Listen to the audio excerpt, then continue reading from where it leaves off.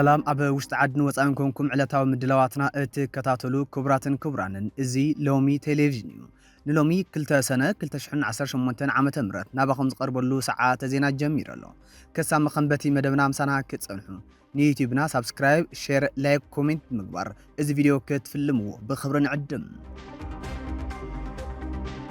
بيت مخري فصام مسرح تግራይ ንሙዕሪ ኣዋሃባ ግልጋሎት ምቁጽጻር ግዕዝናን ትኹረት ሂቡ ኣንፈታ ቀሚጥም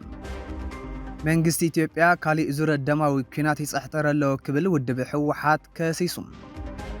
ኣብ ክልል ትግራይ ተቃውሞ ከም ገበን ዝሕትት ክሳብ 25 ዓመት ጽኑዕ ማእሰርትን ዝድንግግ ረቂቅ ኣዋጅ ከም ዝተዳለወ ተሰሚዑ ኣብ ትግራይ መረጻ ዘይምክያዱ ሰላምን ልምዓትን ዘምጽእ መሪሕነት ኣብ ትግራይ ከም ዘየለ ዘረጋግጽ እዩ ክብሩ ሌተናል ጀነራል ዮሐንስ ገብረ መስቀል ገሊጾም ዝብልን ካልኦትን ዝርዝር ዜናታት ኣሰናዲና ኣለና ሎሚ ቴሌቪዥን እዋናውን ሚዛናውን ሓበሬታታት በብእዋኑ ናባኹም ንከቕርበልኩም ሳብስክራይብ ምግባር ቤተሰብ ሚድያና ክትኾኑ ንዓደምና በዝርዝር ዝሓዝናዮም ሓበሬታታት ከነስግረኩም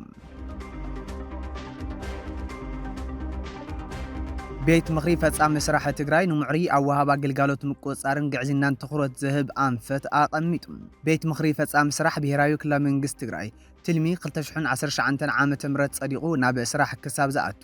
ትኹረት ተዋሂብዎም ክፍጽሙ ኣብ ዝግብኦም መደባት ኣመልኪቱ ዘትየሎም እቲ ፈጻሚ ስራሕ ኣብ ዘካይዱ ኣኼባ ኩሎም መደባት ግዝኣታውን ላዕላውነትን ትግራይ ንምኽባር ዝውግኑ ምዃኑ ብምንጻር ኣብ ሓጺር እዋን ክፍጽሙ ኣብ ዝግባእ ስራሕቲ ውሳነ ከም ዘሕለፈ ቤት ጽሕፈት ፕሬዝደንት ሓቢሮም ብመሰረት ካብ ቤት ጽሕፈት ፕሬዝደንት ትግራይ ዝወፀ ወግዓዊ ሓበሬታ እቲ ቤት ምኽሪ ንሙዕሪ ኣዋሃባ ግልጋሎት ምቁጽጻር ብልሹውን ኣሰራርሓን ግቡእ ትኹረት ክወሃቦ ኣንፈት ኣቐሚጠሎም እዚ ስጉምቲ እዚ ብዋናነት ኣብ ትካላት መንግስቲ ዘሎ ኣሰራርሓን ንምምሕያሽን ህዝቢ ብነፃን ፍትሓውን መንገዲ ግልጽነት ዘለዎ ግልጋሎት ንክረክብ ንምግባር ዝዓለመ እዩ ተባሂሉ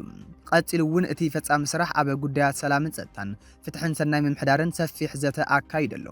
ምስ እዚ ብምትእሳር ኣብ ሓጺር እዋን ከሳብ እቲ ሓድሽ በጀትን ትልምን 2019 ዓመተ ምህረት ጸዲቁ ናብ ተግባር ዝኣቱ ስራሕቲ ልምዓት ምትእኽኻብ እቶት ጉዳይ ደቂ ኣንስትዮ ከምኡ እውን ሚድያን ኮሙኒኬሽንን ብትኹረት ክስራሓሎም ውሳነታት ኣይሕሊፈሎም እዚ ቤት ምኽሪ ፈጻሚ ስራሕ ትግራይ ዘካይዶ ኣኼባን ዘሕለፎም ውሳነን ኣብቲ ክልል ዘሎ ህጹጽ ማሕበራውን ቁጠባውን ጸገማት ንምፍታሕን ህዝቢ ባዕሉ ንባዕሉ ብዝሓገዞ ኣገባብ ልምዓታዊ ስራሕቲ ንምቕጻልን ዓብይ ግደ ከም ዘለዎ ተንተንቲ ይሕብሩ ብፍላይ ኣብ ምቁጽጻር ብልሹ ኣሰራርሓን ምእካብ እቶትን ዝተቐመጡ ኣንፈታት ነቲ ክልላዊ ቁጠባ ንምብርባር ወሰንቲ ምዃኖም ይግለጽ መንግስቲ ኢትዮጵያ ካሊእ ዙር ደማዊ ኩናት ይጽሕጠረሎ ክብል ውድብ ሕወሓት ከሲሱ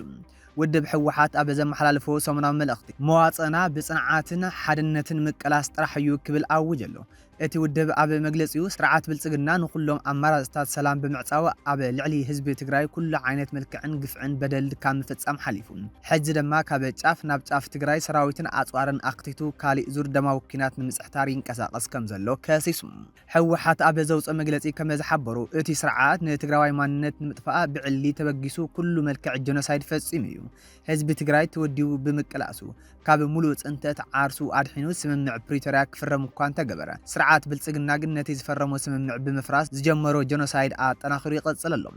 ብመሰረት እቲ መልእኽቲ ሕዚ እውን 400ታዊ መሬት ትግራይ ቦረርቲ ተታሒዙ ይርከብ እቲ ብሓይሊ ዝተባረረ ህዝቢ ድማ ኣብ ማእኸል መዕቆብን ብሕማምን ጥሜት ይጸንት ኣሎ ክብል ኣፍሊጡ ብተወሳኺ እቲ ስርዓት ትግራይ ንምህዋኽ ዝወደቦም ሸፋቱ ተጠቒሙ ብሸነኽ ዓፋርን ጸለምትን ብተደጋጋሚ ኩናት ይጽሕጥር ከም ዘሎን ብደብዳብ ድሮን ኣብ ልዕሊ ሰላማውያን ሰባትን ኣባላት ሰራዊት ትግራይን ጉድኣት የብጽሕ ከም ዘሎን ተገሊጹ እዚ ድማ ህዝቢ መንግስትን ውድብ ሕወሓትን ኩሎም ኣፈላላያት ብሰላማዊ ዘተ ክፍትሑ ኣብ ዝጽውዕሉ ዘሎ እዋን ዝተፈጸመ ብምዃኑ እቲ ውድብ ኣቃሊዕሎም ስርዓት ብልጽግና ነቲ ወታደራዊ ክባን ምዕዋት ንውሕዳት ብሄራዊ ክሕደት ዝፈጸሙ ተጋሩ ዓሲቡ ይንቀሳቐስ ከም ዘለውን ሕወሓት ኣጠንቂቖም ይኹን እምበር ክበታተኑ ሰፊሕ ወፍሪ ዝተኻየደሎም ዓቕምታት መኸተ ትግራይ ኣብዚ ሕዚ እዋን ዓርሶም ኣመዓራርዮም ኣብ ጽቡቕ ቁመና ከም ዝርከቡ እቲ መግለጺ የረድም ብመሰረት ስምምዕ ፕሪቶሪያ ተወንዚፉ ጸንሐ መንግስቲ ትግራይ ናብ ስርሑ ተመሊሱ ኣሎ ውድብ ሕወሓት ዓርሶ ብምፍታሽ ጽሬት ኣካይዱ ተጠናኺሩ ወፂኡ እዩ ሰራዊት ትግራይ እውን ሃለዋትን ድሕነትን ህዝቢ ንምውሓስ ኣብ ዘኽእሎ ሙሉእ ቁመና ይርከብ ክብል ገሊጹ ነዚ ውድብ ሕወሓት ኣብ ልዕሊ መንግስቲ ኢትዮጵያ ዝቐረበ ወተሃደራውን ፖለቲካውን ክሲ ክሳብ ሕዚ ብወገን መንግስቲ ፌደራል ዝተዋሃበ ግብረ መልሲ የለን ኣብ ክልል ትግራይ ተቃውሞ ከም ገመን ዝሕትት ክሳብ 25 ዓመት ጽኑዕ ማእሰርትን ዝድንግግ ረቂቕ ኣዋጅ ከም ዝተዳለወ ተሰሚዑ። ቤት ምኽሪ ብሄራዊ ክልላዊ መንግስቲ ትግራይ ካብ መጀመርታ እቲ ኩናት ኣትሒዙ ዝትግበርን ዝኾነ ይኹን ተቃውሞ ፖለቲካ ኮነ ምንቅስቓስ ሚድያ ከም ከቢድ ገመን ዝሕትት ረቂቕ ኣዋጅ ከም ዘዳለወ ተሰሚዑ ኣሎ። እዚ ረቂቕ ኣዋጅ እዚ ዓቕሚ ምክልኻል ትግራይ የዳኽም እዩ ተባሂሉ ዝእመነሉ ዝኾነ ይኹን ተግባር ብከቢድ መቕጻዕቲ ዝሕትት ኮይኑ ናጽነት ሓሳብ ዝዕፍን እዩ ብዝብል ልዑል ክትዕን ወቐሳን ኣስዒቡ። ነዚ ረቂቕ ኣዋጅ እዚ ኣዝዩ ኣዘራራቢ ካብ ዝገብርዎ ነጥብታት እቲ ሓደ እቲ ሕጊ ንድሕሪት ተመሊሱ ካብ 24 ጥቅምቲ 2013 ዓ.ም እቲ ኩናት ካብ ዝተወልዐሉ ጀሚሩ ዝተፈጸሙ ተግባራት ከም ገበን ዝሕትት ምዃኑ እዩ።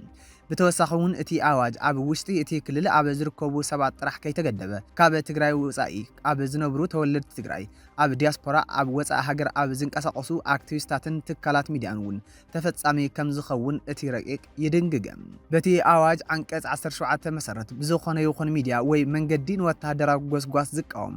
ኣብ ኩናት ከይሳተፉ ዘተባብዕ ወይ ወተሃደራት ካብ ኩናት ንክሃድሙ ዝገብር ሰብ ካብ 5 ክሳብ 15 ዓመት ጽኑዕ ማእሰርቲ ይጽበዮም።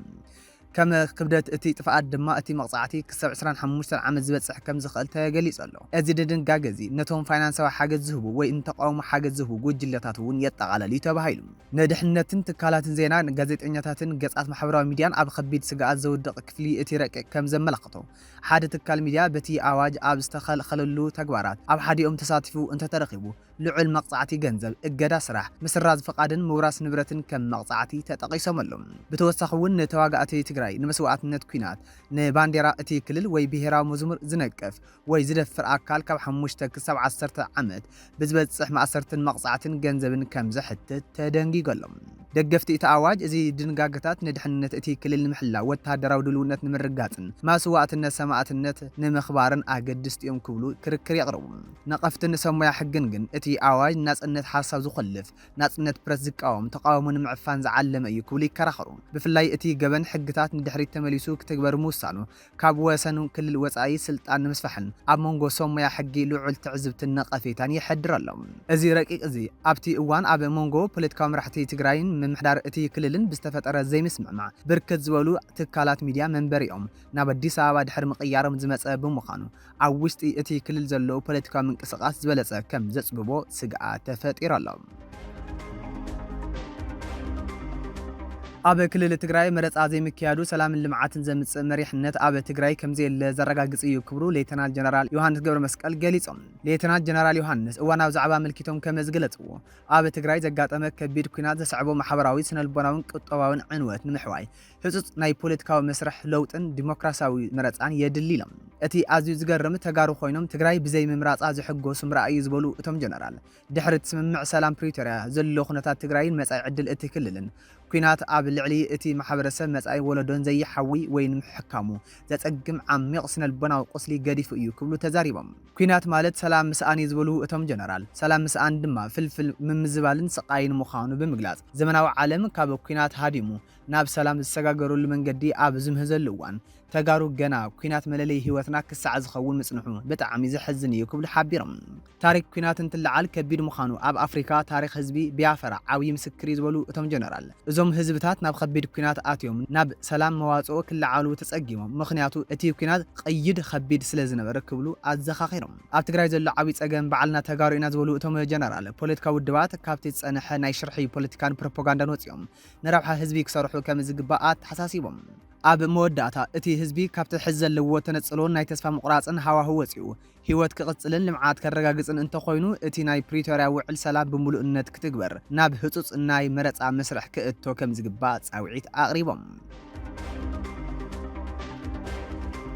ሰላም ሕርያ ብሓደ ወገን ጥራሕ ዝፍጸመ ከም ዘይኾነ ክፍለጥ ይግባእ ክብሉ ኣባላት ሰራዊት ትግራይ ገሊጾም። እቶም ኣባላት ከም ዝሓበርዎ ስርዓት ኢትዮጵያ ድሕሪ ውዕሊ ፕሪቶሪያ ኮነ ኢሉ ኣብ ልዕሊ ትግራይን ህዝቢ ትግራይን ዕጽዋን ወተሃደራዊ ከበባን ካብ ምፍጻም ሓሊፉ ሕዚ ድማ ደብዳብ ድሮን ብምክያድ ኣብ ልዕሊ ህይወትን ንብረትን ከቢድ ጉድኣት የብጽሕ ኢሎም። ብመሰረት ካብቶም ኣባላት ዝረኸብናዮ ሓበሬታ ኣብ ከባቢ ሽራሮ ደብዳብ ድሮን ብምፍጻም ኣብ ልዕሊ ዕለታዊ ስርሖም እናሃለዉ ኣብ ዝነበሩ ኣባላት ሰራዊት ትግራይ መጉዳእቲ ህይወትን ኣካልን ንብረትን ዘብጽሐ ገበን ንኹሉ ዘቆጥዐ ተግባር ኮይኑ ኣሎ። እዚ ስጉምቲ እዚ ስርዓት ብልጽግና ውዕሊ ፕሪቶሪያ ብምሉእነት ከም ዘይተቐበሉን ብሰላሕታ ህዝቢ ትግራይ ንምጽናት ይንቀሳቐስ ከም ዘሎን ዘርኢ ኢሎም ቀጺሎም እውን እዚ መጥቃዕቲ ድሮን እዚ ኣብ ልዕሊ ትግራይ ሓድሽ ኩናት ንምውላዕን ዘለዎ ድሌት ብግልጺ ዘረጋግጽ ምዃኑ ኣረድዮም እቶም ተጋደልቲ ከም ዝገለጹ ህዝቢ ትግራይ ኩናት ዝስዕቡ ዕንወትን ጉድኣትን ስለ ዝፈልጥ ብተደጋጋሚ ሕሪኡ ሰላም ጥራሕ ከም ዝኾነ ክገልጽ ጸኒሑ እዩ ይኹን እምበር ሰላም ብሕሪ ሓደ ወገን ጥራሕ ዝፍጸም ከም ዘይኾነን ንሰላም በይንኻ ስለ ዘይትደልያን ጥራሕ ከም ዘይረጋገጽ ኣገንዚቦም ረቂቅ በጀት ኢትዮጵያ 2019 ዓመተ ምህረት ልዕሊ ብር 2.3 ትሪልዮን ብምዃን ቀሪቡ ቤት ምኽሪ ሚኒስትራት ሎሚ ኣብ ዘሳለጦ መበል 56 ስሩዕ ኣኺቡ ኣብ ዝተፈላለዩ ዛዕባታት ብምዝታይ ውሳነ መሓላሊፉ እቲ ቤት ምኽሪ ማይክሮ ኢኮኖሚን ማዕቀፍ ፊዚካል ማእኸላይ ዘበን 2019 ክሳብ 2023 ጠሚቱ ኣብ ዘካይዶ ዘተ ዝተማልአ ሪፎርም ማይክሮ ኢኮኖሚ ድሕሪ ምክያዱ ኢኮኖሚ ኢትዮጵያ ካብ ዝነበርዎ ብድሆታት እናተናገፈን መሰረታዊ ኢኮኖሚ እናሓየለን ምምጽኡር እዩ ስለዝኾነ እቶም ዝተረኸቡ ኣወንታዊ ውጽኢታት ብዝበለጸ ንምሕያል መሰረት ንከንጽፍን ንምኽኣልን ዓሊሙ መበገሲ ምድላው በጀት መንግስቲ ፌደራል 2019 ዓመተ ምህረት ኮይኑ ከገልግል ዘቀረበ ማዕቀፍ ብዕምቆት ብምዝታይ ኣብ ስራሕ ንክውዕል ብምሉእ ድምፂ ወሲኑ ረቂቅ ኣዋጅ በጀት መንግስቲ ፌደራል 2019 ዓመተ ምህረት ጠሚቱ ኣብ ዝገበሮ ዘተ ድማ ባጀት መንግስቲ ፌደራል 2019 ዓመተ ምህረት መሪሕ ትልሚ 10 ዓመት ዝኾነ ትልሚ ልምዓትን ኢንቨስትመንትን ዝተቐመጡ ሸቶታት ማይክሮ ኢኮኖሚን ማዕቀፍ ፊዚካልን ማእኸላይ ዘመንን መሰረት ምግባር ምቕራቡ ርኢ ብተወሳኺ ኣብ ቀጻሊ ክህልው ዝኽእሉ ኣንፈታትን ዕላማታትን ማሕበራውን ኢኮኖሚ ትራንስፎርሜሽን ከምኡ እውን ብመንግስቲ ዝተቐመጡ ሽቶታት ንምዕዋት ዓቕሚ ፋይናንስ መንግስቲ ኣፈጻጽማ ኣብያተ ዕዮን መንግስትን ብመንጽር ዝተዋሃቡ ልኡኽቶን ሓላፍነትን ዘድሊ ወጻኢ ብምግምጋም ተዳልዩ መቕራቡ ኣረጋጊጹ ብመሰረት እዚ ንስሩዕ ወጻኢታት ካፒታል ወጻኢታት ደገፍ መንግስቲ ክልላት መፈጸሚ ሸቶታት ዘላቂ ልምዓትን ንክውዕል ዓሊሙ ናብ ቤት ምኽሪ ዘቐረበ 2 ትሪልዮን 339 ቢልዮንን 268 ሚልዮንን 126,738 ብርን ባጀት ብዕምቆት ብምዝታይ ናብ ባይተ ወከልቲ ህዝቢ ንክመሓላለፍ ብምሉእ ድምፂ ወሲኑ ኣህጉራዊ ትካል ገንዘቢ IMF ሩዋንዳ ን38 ኣዋርሕ ዝጸንሕ ሓዱሽ ናይ 250 ሚልዮን ዶላር ዝተናውሐ ልቓሕ ንክወሃባ ዝተሓተተ ሕቶ ከም ዘጽደቆ ገሊጹ እቲ ትካል ብ8 ሰነ ኣብ ዝሃቦ መግለጺ ፈጻሚ ቦርድ ንማሕበራዊ ልምዓታውን ወጻኢታት እንሓለወ ንዝጸንዐ ዓለማዊ ፋይናንስ ኩነታት ንምግጣም ዝሕግዝ ሓዱሽ መሳለጥያት ከም ዘጽደቆን ብቕልጡፍ 35.7 ሚልዮን ዶላር ንኽወጽእ ከም ዝፈቐደን ገሊጹ IMF ቁጠባዊ ዕብየት ሩዋንዳ ኣብ 2025 9.4 ሚእታዊት ክበጽሕ ካብ ትጽቢት ዝተገበረሉ ዝለዓለ ከም ዝኾነ ብምግላጽ ኣብ ማእኸላይ ምብራቕ ዝካየድ ዘሎ ኩናት ግን ኣብ 2026 ዕብየታ ናብ ትሕቲ 6.8 ሚእታዊ ክወርድ ትጽቢት ከም ዝግበር ገሊጹ كبرات تخاتل تلومي تلفزيون سلست خاتلكم نامس غانانا زعازز እዩ ንዩቲዩብና ሰብስክራይብ ሼር ላይክ ኮሜንት ከም ዝገበርኩም ብምትእማን ኣብ ናይ ጽባሕ ሰዓት ዜና ክሳብ ንራኸብ ሰላም